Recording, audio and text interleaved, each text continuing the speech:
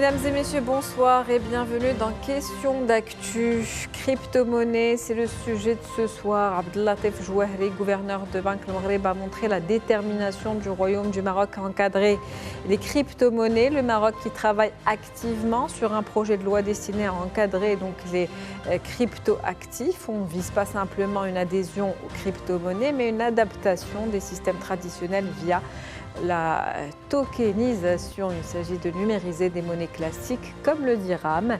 Ces monnaies virtuelles pourraient ensuite être utilisées dans des systèmes de paiement numériques sans dépendre des crypto-monnaies décentralisées. On va justement en discuter ce soir avec vous, Monsieur Badr Lalej. Vous êtes expert en crypto-monnaie et en blockchain. Merci d'être avec nous. Merci à vous pour l'invitation. Avec nous également Monsieur Redouane El-Helloui, vous êtes président de l'APEBI, donc Fédération marocaine des technologies de l'information, des télécommunications et de l'offshoring. Merci d'avoir accepté notre invitation. Bonjour, merci à vous. Alors, Monsieur Bellage, nous allons commencer par un petit peu de pédagogie et expliquer ce qu'est un crypto-actif. Alors, crypto-actif ou même dire crypto-monnaie, c'est normalement des monnaies comme Bitcoin qui sont des monnaies décentralisées, c'est-à-dire des monnaies qui sont gérées par des réseaux où il y a des participants partout dans le monde. Donc, il n'y a pas d'autorité derrière, il n'y a pas de banque, il n'y a pas d'entité centrale derrière. C'est des schémas qui sont construits par des communautés et c'est ces réseaux-là qui gèrent cette monnaie, que ce soit pour valider bien sûr les transactions, que pour assurer les soldes, etc. Donc, au lieu d'avoir une banque centralisée ou une banque centrale centralisée qui gère la monnaie, on a une alternative où on a un réseau, c'est-à-dire on passe d'une entité centrale comme une banque centrale vers un réseau qui, lui, jouera le rôle de cette banque-là, qui va gérer et générer cette monnaie d'une façon collective, bien sûr en respectant des protocoles technologiques qui gèrent ce réseau-là. Et l'innovation derrière, c'est que pour la première fois, à travers des outils technologiques et des solutions technologiques, on a pu créer ce schéma décentralisé qui assure la confiance. C'est-à-dire, au lieu de faire confiance à une entité centrale pour gérer cette currency, à travers des percées technologiques, on a pu réaliser cette gestion et cette, bien sûr, création monétaire à travers un réseau distribué où on a cette monnaie. On dit actif parce que, bien sûr, cette monnaie elle a été initiée comme un cash. Par exemple, Bitcoin, la définition, c'est Electronic Cash System. C'est un système de cash électronique, c'est une monnaie. Mais vu qu'il a été très utilisé dans les marchés et tradé dans les marchés, donc il y a une perception que c'est similaire à un actif financier, d'où la nomination active. Parce qu'il y a certains qui considèrent ces cryptocurrencies comme des monnaies, et il y en a d'autres qui les considèrent comme des actifs parce qu'ils les voient comme étant des assets qui sont tradés dans les marchés. Un réseau donc aujourd'hui indépendant, décentralisé. Monsieur El-Helloui, le Maroc se place aujourd'hui au 27e rang mondial des pays utilisateurs de Bitcoin. On parle selon un rapport d'un chiffre de 1,14 million d'utilisateurs marocains donc en 2022. Est-ce qu'on peut dire aujourd'hui que cette culture de monnaie numérique est en train de s'installer au Maroc et de prendre de plus en plus de place ? Comme vous l'avez dit, elle est déjà en place. Le fait est qu'on soit bien positionné, mais qu'il n'y a pas de réglementation qui autorise. Parce que n'oublions pas qu'en 2017, Banque Le Maghreb a interdit l'utilisation du trading de Bitcoin. Et donc, effectivement, on est dans une situation qui est assez paradoxale. D'un côté, effectivement, une population qui utilise, qui est accoutumée, pas toute la population, mais on parle quand même de plus d'1 million de personnes. Et d'un autre côté, qu'il y a une absence de réglementation, je dirais même une interdiction. Donc, on voit aussi qu'il y a dans les actualités d'aujourd'hui une évolution sur la question. Et je pense que c'est vraiment l'occasion de s'y pencher sérieusement au vu de l'actualité politique et économique que nous vivons aujourd'hui. Vous parlez donc de réglementation. C'est le défi aujourd'hui, au niveau en tout cas mondial, c'est celui de pouvoir réglementer ce marché, celui des monnaies numériques. Comment se place aujourd'hui le Maroc, Monsieur Bellage ? Alors, le Maroc il a choisi en 2017 de suivre une stratégie défensive et bien sûr de choisir en quelque sorte ou de faire le choix le plus facile, c'est de dire voilà, c'est interdit, ça enfreint les lois en vigueur. Déjà, pour clarifier la situation, au Maroc, il n'y a pas de texte qui interdisent l'utilisation des crypto-monnaies parce que déjà, ils ne sont pas reconnus par la loi.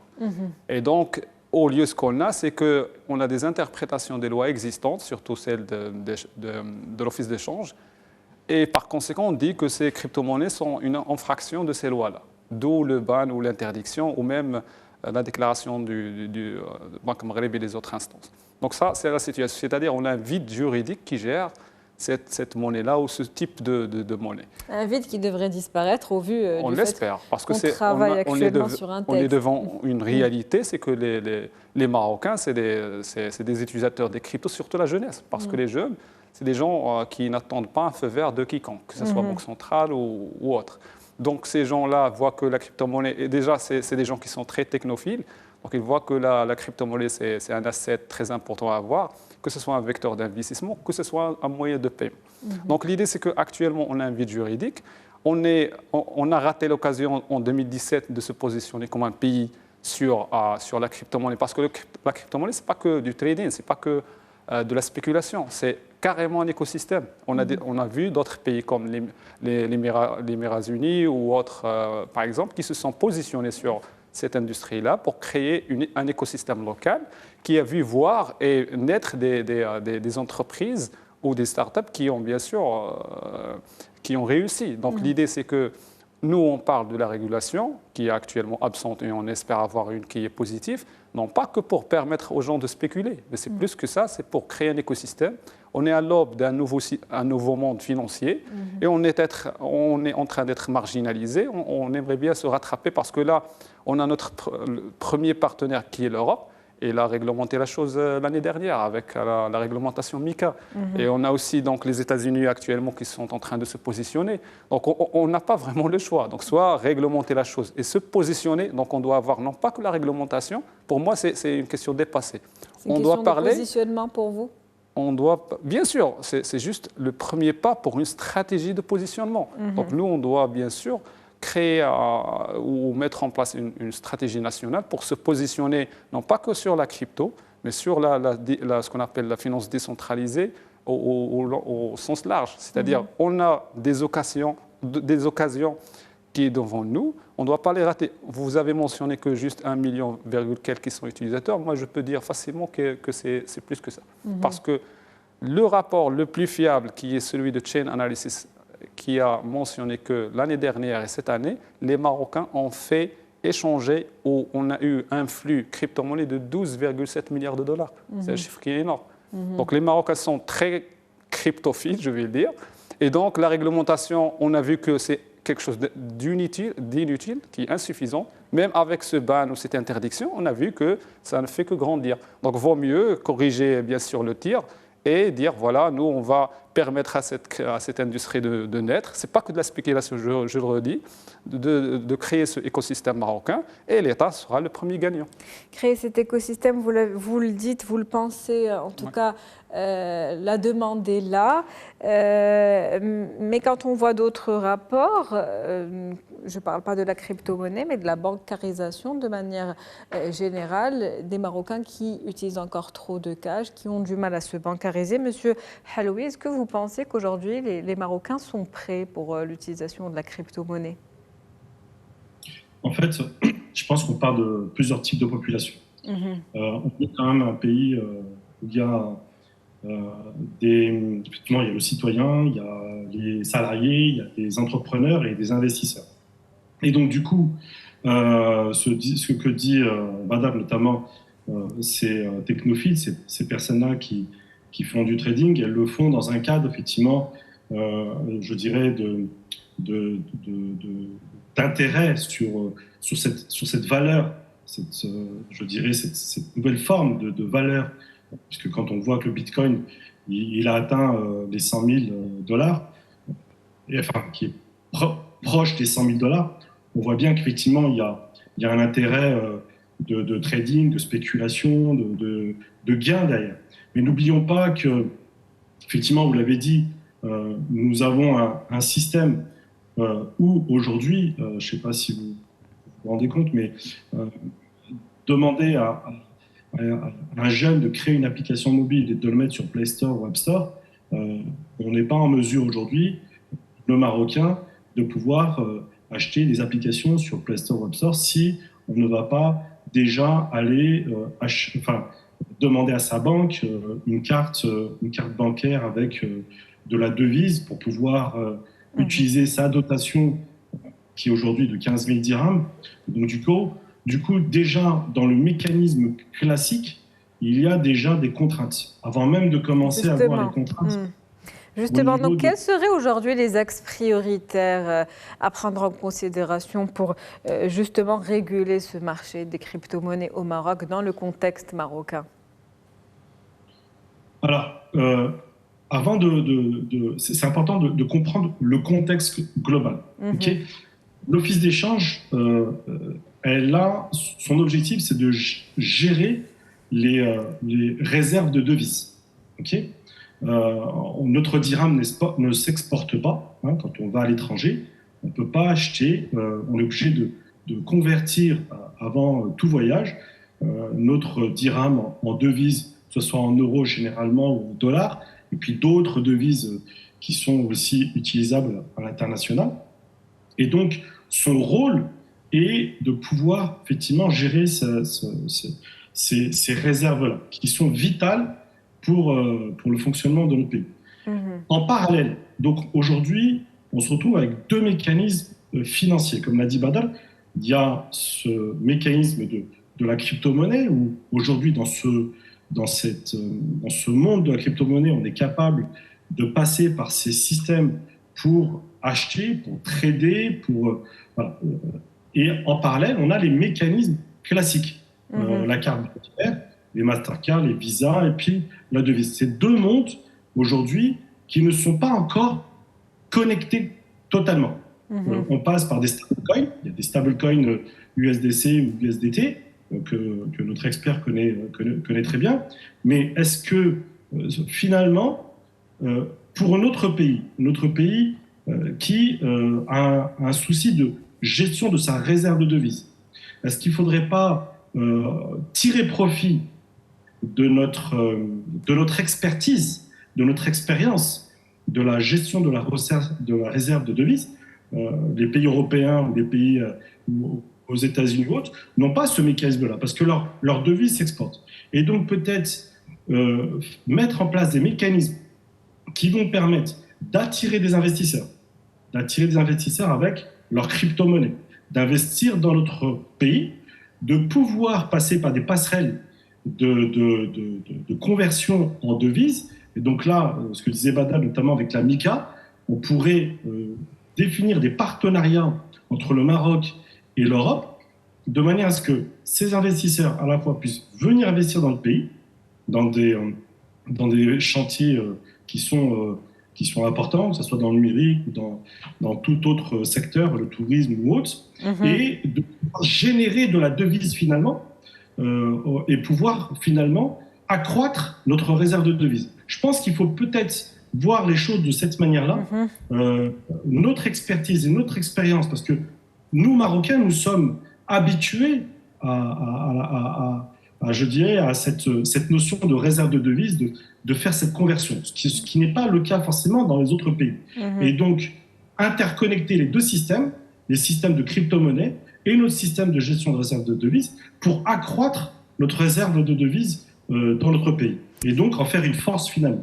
Interconnecter donc ces deux systèmes pour en faire une force, pour aussi tirer profit de notre expertise, comme vous l'avez si bien expliqué, pour mettre en place des mécanismes, notamment donc pour attirer de plus en plus d'investisseurs et booster un petit peu cette monnaie numérique au Maroc. Monsieur Lalège, quand on parle d'aller vers une adaptation des systèmes traditionnels via la tokenisation, encore un peu de pédagogie, expliquez-nous de quoi il s'agit, comment on va partir sur un nouveau monde qui est la tokenisation. On va aller sur l'autre monde, allez-y, avec Parce vous. que comme je l'ai dit tout à l'heure, quand on parle de crypto-monnaie, c'est juste une pièce dans un puzzle. on ne doit pas comprendre que les crypto-monnaies, c'est égal spéculation. Crypto-monnaie, c'est actuellement, on a une finance carrément basée sur cet outil-là, qui est la finance décentralisée.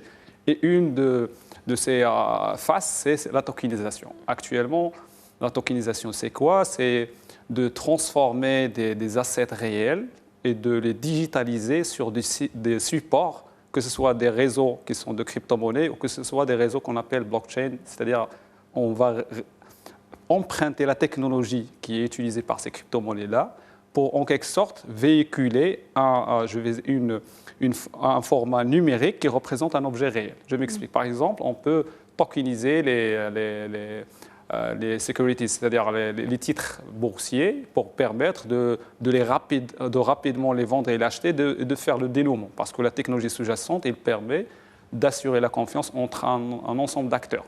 Donc c'est une conversion vers la monnaie numérique qui se fait? Pas nécessairement, mais c'est juste d'utiliser le même mode opératoire, c'est-à-dire, parce que la crypto-monnaie, c'est quoi? C'est un transfert de valeur sur un réseau distribué. Alors là, on va transférer une représentation numérique d'un objet réel sans utiliser nécessairement une crypto-monnaie. Et cette transférabilité, elle est gérée par ce réseau distribué sans avoir à faire appel à un intermédiaire, parce que c'est des réseaux qui assurent la confiance et qui digitalisent la confiance elle-même. Donc l'idée, c'est d'utiliser les mêmes mécanismes pour véhiculer et transférer la propriété d'un asset réel. C'est ce qu'on appelle actuellement la tokenisation. Actuellement, c'est un trend sur la scène des crypto-monnaies en général. Et pour juste donner une envergure, si vous connaissez BlackRock, qui est le plus grand gestionnaire de fonds chez l'international, BlackRock, c'est quelque chose de très connu. Ils investissent massivement en tokenisation. Ils ont tokenisé déjà les bons de trésor américains, c'est-à-dire de prendre un bon de trésor, de créer une entité numérique ou un jumeau numérique qui représente ce titre-là et de le mettre sur le réseau blockchain qui, en parallèle, gère une crypto-monnaie. Quel potentiel pour le Maroc aujourd'hui dans ce sens? Alors, la tokenisation, c'est de l'innovation financière. Et bien sûr, le Maroc peut en tirer profit pour résoudre pas mal de problèmes ici à l'échelle nationale. Déjà, c'est pour créer une finance plus, je vais dire, performante. Parce que, par exemple, dans un monde tokenisé, on peut faire et la vente, et l'achat, et le dénouement en instantané. Par contre, actuellement, tu as, je crois, J+2, quelque chose comme ça. C'est-à-dire qu'il y a un délai dans le monde financier classique parce qu'on a besoin d'une chaîne de validation, de confirmation et de vérification parce que c'est des systèmes séquentiels. Sécurisés, les systèmes séquentiels, mais est-ce qu'ils sont aussi sécurisés? C'est ce besoin de sécuriser la chose qui nous demande beaucoup d'efforts et beaucoup de temps. Par contre, quand on part sur une blockchain, la sécurisation et la confiance est assurée d'office. Donc, on peut rapidement accélérer les processus existants. Par exemple, comme j'ai dit, un titre peut être digitalisé, mis sur une blockchain et rapidement acheté, vendu, etc. Donc l'idée, c'est que, je réitère, la crypto-monnaie, ce n'est pas que pour la spéculation. C'est un des aspects, mais c'est plus que ça. On doit voir l'image la plus large, qui est le monde de la finance décentralisée dans son ensemble, qui, comme Serdouane l'a dit, il y a les stablecoins, il y a la finance, les DeFi, il y a la tokenisation et autres. Donc, ce n'est pas que de la crypto-monnaie. Je donne un dernier exemple pour clôturer. Sachez que actuellement, dans la finance décentralisée, il y a la possibilité d'aller sur une plateforme décentralisée et demander un crédit sans fournir aucune preuve ou aucune identification, sans donner même un collatéral. Justement, comment c'est des choses qui ont été permises par la technologie. Mais comment éviter les risques justement qui sont associés aux cryptoactifs dans ce contexte? Dans quel sens? C'est-à-dire dans quel contexte? Pour sécuriser toute transaction, qu'elle soit transparente, traçable. Parce que là, c'est la technologie la plus traçable, la plus fiable et la plus auditable, c'est les cryptocurrencies et la technologie sous-jacente qui est la blockchain. Actuellement, je peux connaître le cycle de vie d'un Bitcoin depuis 2009 jusqu'à maintenant. Chose qui n'est pas possible dans le système classique, quelle que soit leur nature. C'est-à-dire la transparence, elle est ultime. Donc un système financier bien plus fiable que ce qu'on pourrait penser. Exactement. Sauf c'est le problème où on a le problème, c'est que sa nature, elle est décentralisée. Donc c'est difficile de l'accepter dans une économie comme la nôtre, ou même mondiale, qui est bâtie sur un modèle centralisé d'intermédiation. Donc c'est ça pourquoi on a ce retard pour l'adopter. Pour revenir justement à la réglementation avec vous, Monsieur Haloui, quels sont les défis spécifiques qui se posent aujourd'hui en ce qui concerne la coordination entre la régulation, on va dire, nationale et internationale, de manière à ce que la régulation telle qu'elle sera établie au Maroc puisse être en adéquation avec celle des autres pays? Alors, comme l'a si bien dit, en fait, on est sur deux systèmes complètement distincts. Donc, un système donc, centralisé et un système décentralisé. Et aujourd'hui, je dirais, tout notre modèle économique, notre manière de faire de la transaction d'achat B2B ou en B2C, elle est basée sur ce modèle central. Donc, je dirais, essayer de tout transformer en one shot, d'un seul coup, ça sera très très compliqué, voire impossible. Maintenant, je pense que ce serait plus de la cohabitation. Une cohabitation des deux systèmes pour aussi, parce que là, on parle pour nous, je dirais, c'est naturel, mais pour les gens qui n'ont jamais connu, ne savent pas ce que c'est une crypto-monnaie, c'est difficilement, je dirais, compréhensible. Donc, c'est important que déjà qu'il y ait des accords de partenariat. Il y a la MiCA dont disait de parler Sibadal, qui est une réglementation européenne. Il faut s'en inspirer fortement, créer des partenariats avec l'Europe, notamment en mettant en place des passerelles. Il faut aussi voir l'intérêt et l'enjeu, je dirais, de ce système financier, de cette crypto-monnaie.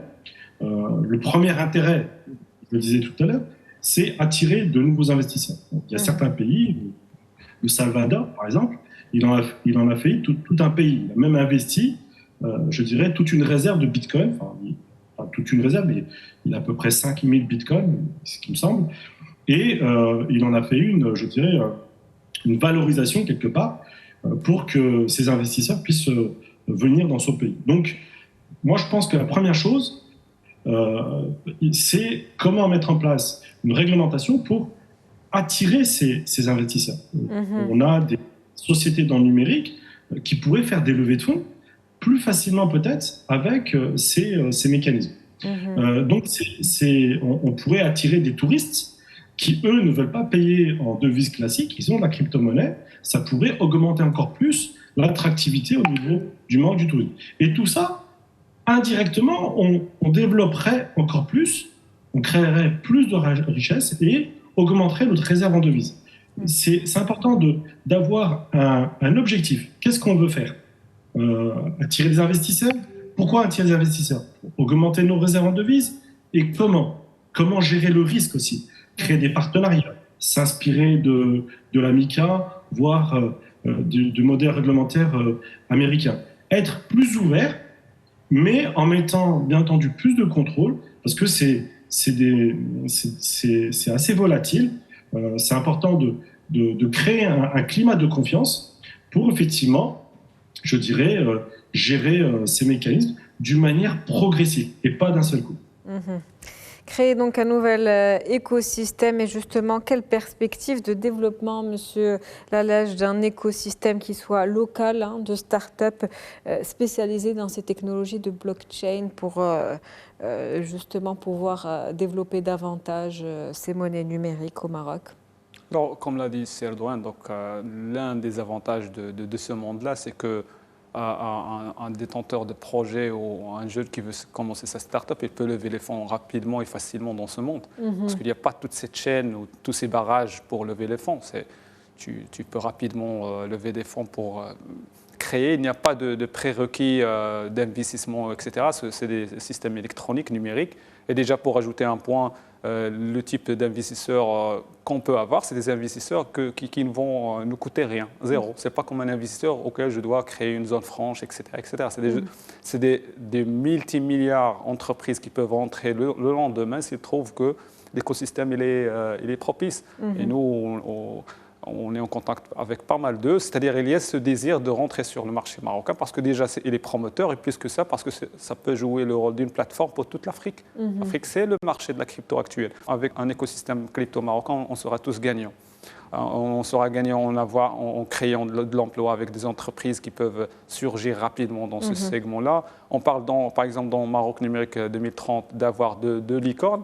Moi, je le dis facilement. Si on avait de la réglementation favorable, on aurait pu atteindre, par exemple, l'objectif d'une licorne ou des gazelles rapidement dans le monde crypto. Parce que la force de croissance dans un monde crypto, elle est exponentielle comparée au monde, c'est-à-dire classique.